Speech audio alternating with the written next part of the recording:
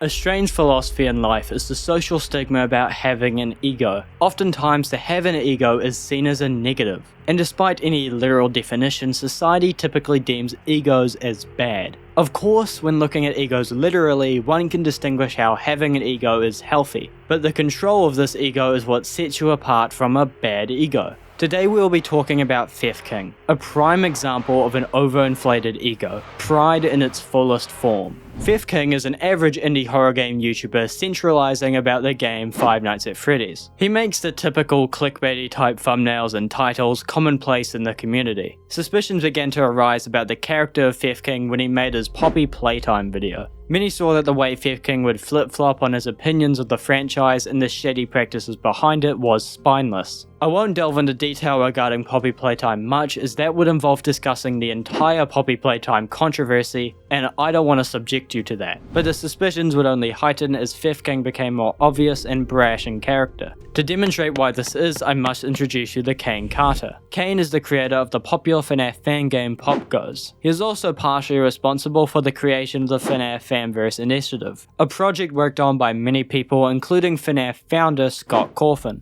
This initiative invests in fan-made Fnaf creations, helping with the development of several more fan games. Kane would make a tweet on June the 21st, 2022 regarding some of the talk from YouTubers about the initiative. Quote, "For people concerned about the fanverse being dead, don't be. It's as dead as it was when it was announced." In the replies to this tweet, people would bring up the recent Theft King video titled, "The End of the Fazbear Fanverse Initiative." When asked if his tweet was in response to this video, Kane would reply, "Partly that, but also due to the response of a tweet I made where I said the second phase was not looking likely after all of the controversies," confirming that the tweet was in part directed at theft. Furthermore, almost a month later, Kane would tweet again about YouTubers capitalizing on clickbait regarding the initiative. The tweet was largely inspired by another Fnaf YouTuber who had clickbaited the end of the Fazbear initiative. But, yet again, the replies would light up with people referencing Theft King. So why do I mention any of this? Well, in response to these very simple tweets, Theft King responded in two ways. First, he let out a quote tweet saying that videos like his were merely reflecting on the initiative, and he worried Kane was taking the videos too seriously.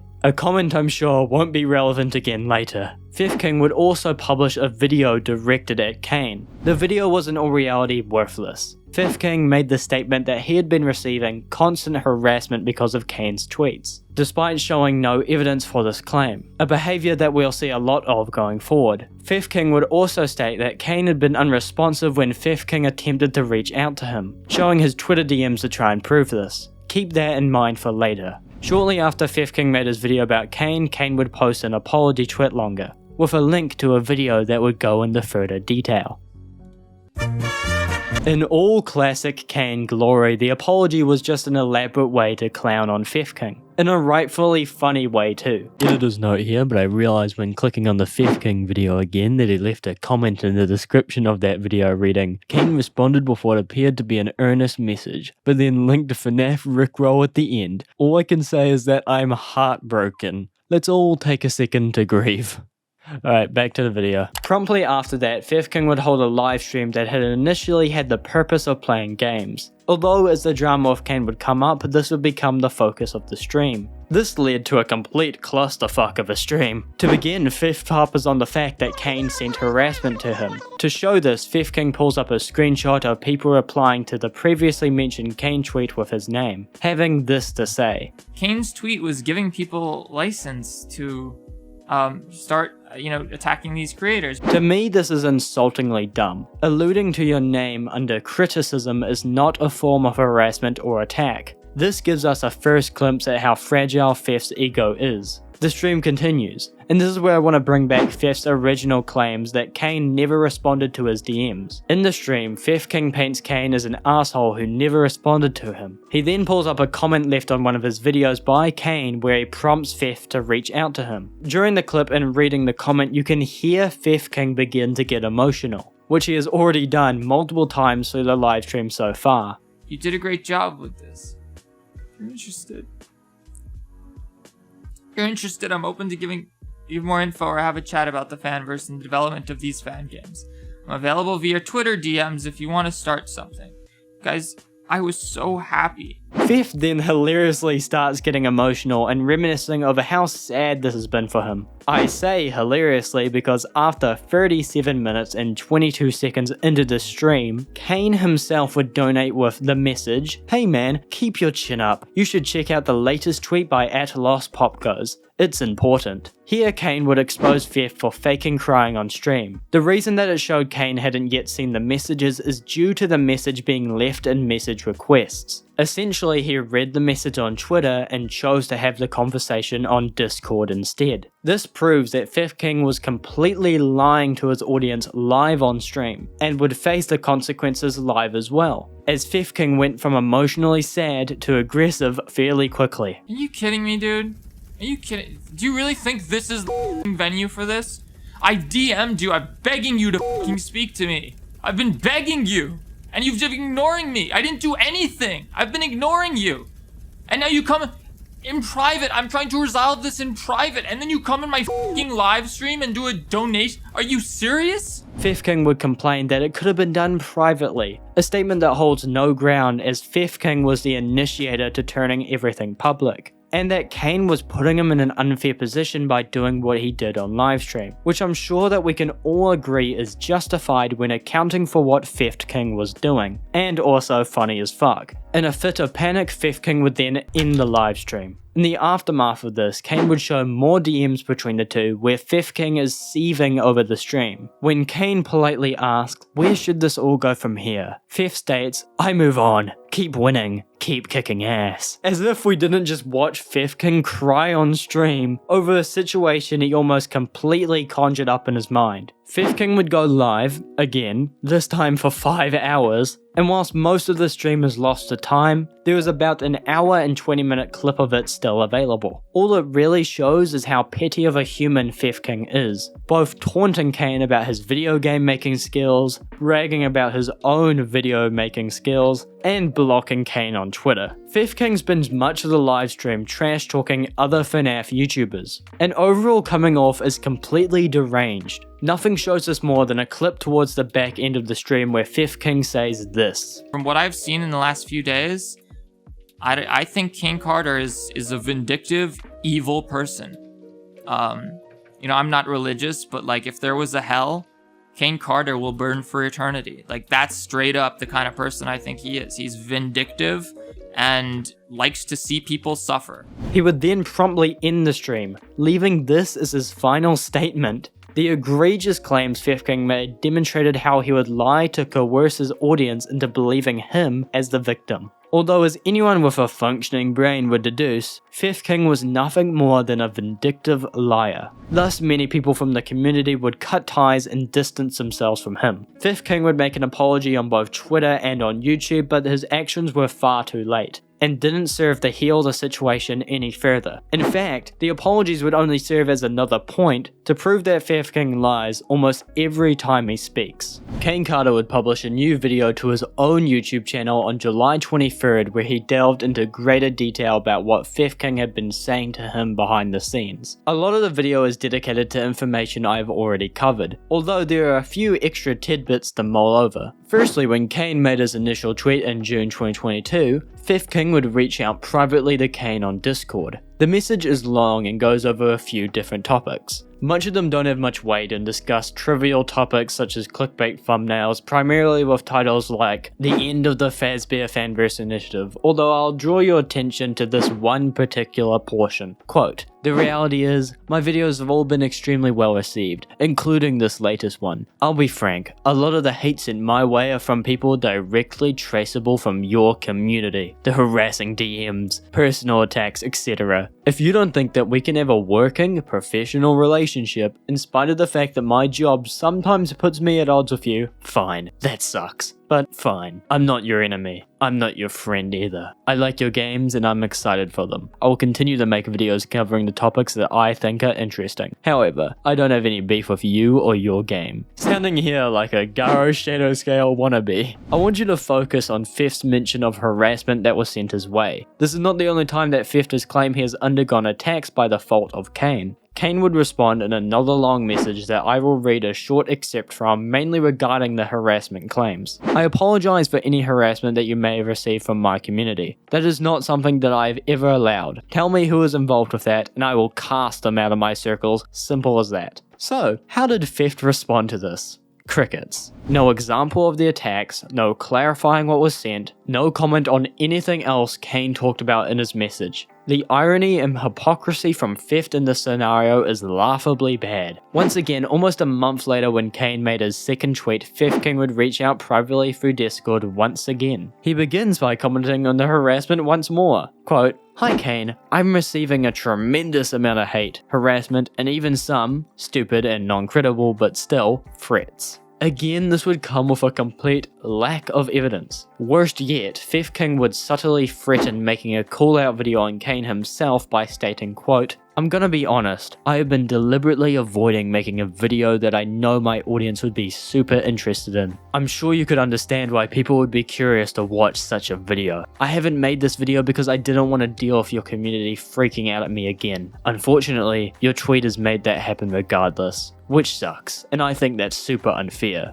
King also attempts to bash Kane by saying Kane made no attempt to publicly tell his followers that the tweet was not solely about his video. This, however, is untrue and very easy to disprove, as Kane did tweet that his comments were primarily regarding a separate video made by a different channel. So what do these messages show us? It shows us that King loves to paint himself as the victim. He will try all he can, including blatantly lying in order to seem as though he is but a small innocent being that is suffering from big bad bullies. King put himself into this mess and kicked and screamed to try and get people to publicly apologize for actions that either they weren't responsible for or never existed in the first place. This behavior is not only shown with Kane Carter. Many people have come forward sharing personal messages with King, demonstrating how he would manipulate those into publicly apologizing. A marvelous quote from King in someone's private messages shows this perfectly. "You demonized me in public, and now you come back with your tail between your legs in private to apologize? Fuck that. If you're sorry, tweet it. You criticized me to the whole world, so if you're gonna apologize, don't you think it's right to apologize to the whole world?" This is pathetic. Manipulating those around you to publicly post about you in a malicious attempt to come off as the victim. Even criticizing one person who did apologize publicly after King attacked them in their messages for not tagging him in the post. Quote, "The statement is out. I hope you accept my apology. You should have tagged me in the actual tweet with the link, but I of course accept your apology. Your statement wasn't even that bad. It was at least genuine." If this doesn't demonstrate that King has an extremely fragile ego, then I don't know what will. Let's give a quick rundown of the type of person King is so far. We have a person who cannot take criticism. His ego is fragile and he becomes reactionary and emotional after any slight mention of his name in a negative light. He will then lie about evidence regarding certain people to paint himself as the victim and manipulate others to think they're in the wrong, and that they should feel bad enough to publicly bow beneath him. But this was all last year. Now we see an even darker side of him. King simultaneously cannot take any negative reception, perceiving all of it as targeted attacks on his career. We now see that King is even more hypocritical than we once thought. In fact, dishing out harassment is an activity he is all too fond of partaking in himself. Nearly 10 months have passed since King and Kane Carter began their little spat. In that time, we've seen some curious behavior from King. This ranges from goofy silly to kinda gross. To start with goofy silly, King's Twitter has been exploding into a fiery mess. For example, if you fail to provide someone a path to redemption, they're going to walk one of the other paths available to them. If you insist, then you better destroy them utterly and completely, obliterate them. Otherwise, you've made a terrible, terrible enemy with nothing to lose.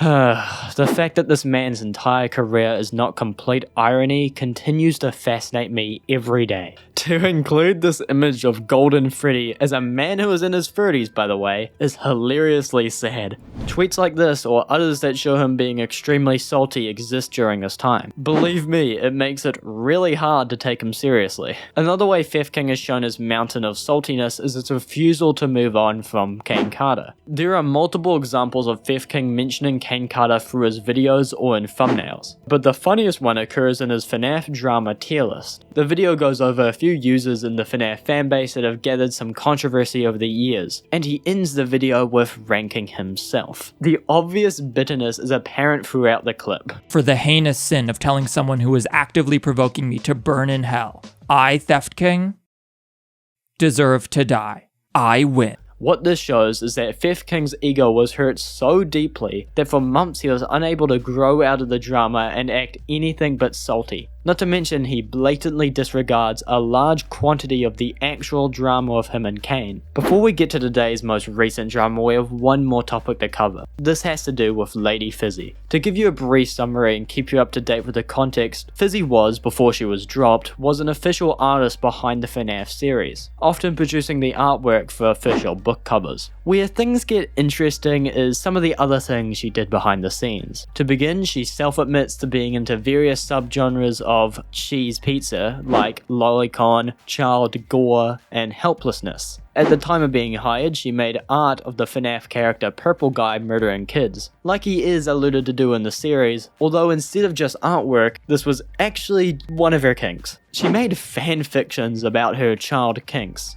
joined Nazi fetish groups, and after she was supposedly working on the site of the upcoming Fnaf movie, multiple Twitter threads were made causing Scott Cawthon, the creator of Fnaf, to drop her from the team entirely. Obviously, as I've shown, this was an incredibly sick individual, so her removal was a joyous occasion for most, well, all except Theft King, who strongly voiced his concerns over those getting excited regarding Fiszi getting fired. Quote, "The fact that people are celebrating this is messed up. This is the exact same attitude that led you Twitter warriors cancelling Scott. It's vindictive and gleeful that you compel Scott to come out of his retirement from social media and say this. Not classy." To clear up Theft's first point, this should not be compared to Scott's drama. You can have your opinions on Scott, but Fiszi is a literal threat to the core demographic of the Fnaf community, so they should in no way be compared. No one is a part of cancel culture for celebrating that Fiszi was dropped. It's the moral and legal thing to do in this scenario. To claim that this is vindictive is ridiculous. Theft King would make multiple tweets about this and would subsequently get clowned on for posting cringe on main. Theft King, in all Theft King glory, would state that people are harassing him and calling him a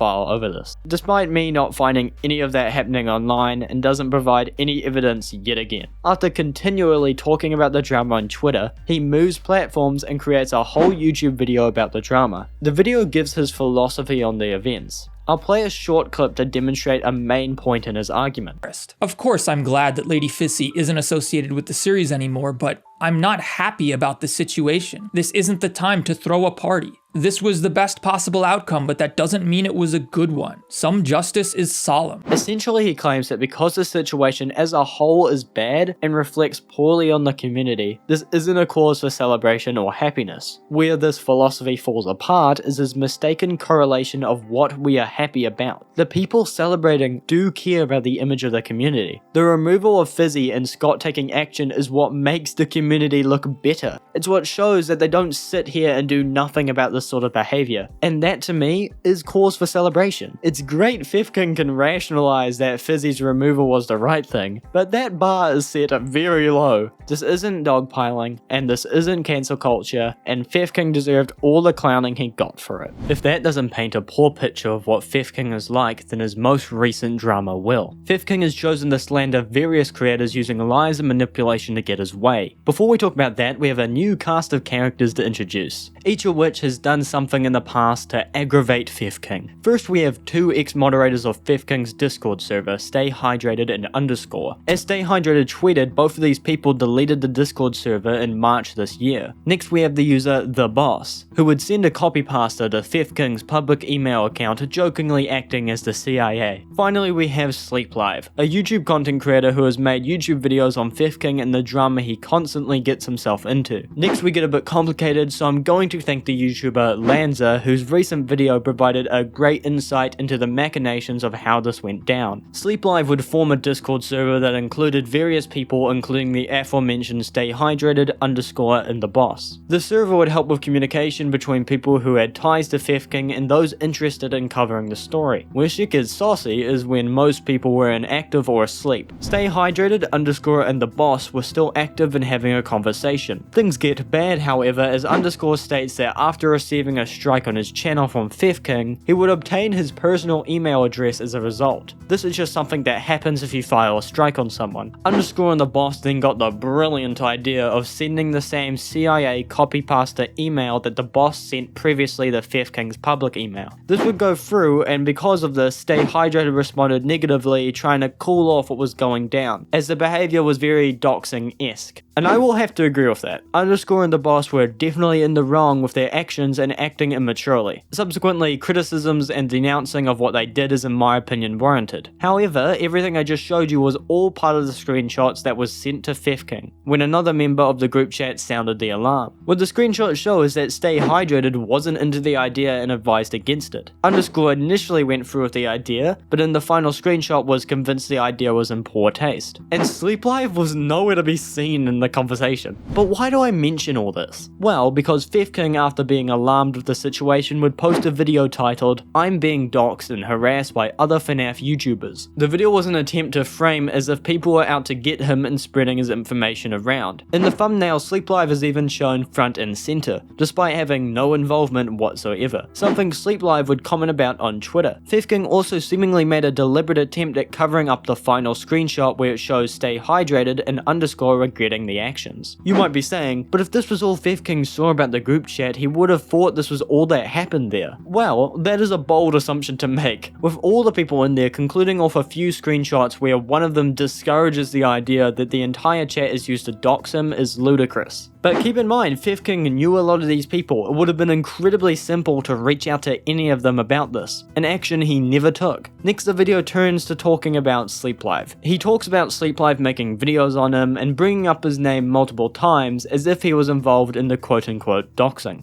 King then says this. Thus, I don't know exactly what was said, who participated, who saw the email. I can't know for sure. All I have is the list of the group members, so I just have to assume that all of them were equally involved. No, King, no, you can't assume a bold claim like that. You were easily able to reach out to any of them and back up your statement, but you can't do that because it's not true. Equally, you avoid the last screenshot because it instantly destroys your argument. In light of this, YouTubers involved in the group chat would make videos debunking in the same way I have. I will link 2 videos by SleepLive and the Goat Man himself, Raolin. Sleep's videos showed a lot of what I've described to you, but it also shows the reason for Underscore's inclusion in the group chat, merely for questioning about an entirely separate drama revolving around King that completely fell through. Sleep would express in the video that Underscore's inclusion in the server was unknowingly a mistake due to what would occur with the doxing. Furthermore, Sleep also provides more screenshots showing that many people left the server after the event happened, proving that people from the server were not complicit in the act, showing that King tried to claim that could have been easily dismantled. In fact, recently screenshots have surfaced showing that King was completely in the know that SleepLive had nothing to do with any of this. Of course we knew this already, but this proves it blatantly. In the aftermath of Sleep's video, King would go on a Twitter rampage, resulting in King striking one of SleepLive's videos. Quote, "Good morning everyone, I'm here to inform you that our friend King has decided to attempt to pull his ultimate trump card and has now resorted to falsely claiming my content in an attempt to censor, scare, and platform. At the same time, King would tweet about how Nazis were emailing him and blaming Sleep for this, continuing to victimize himself further.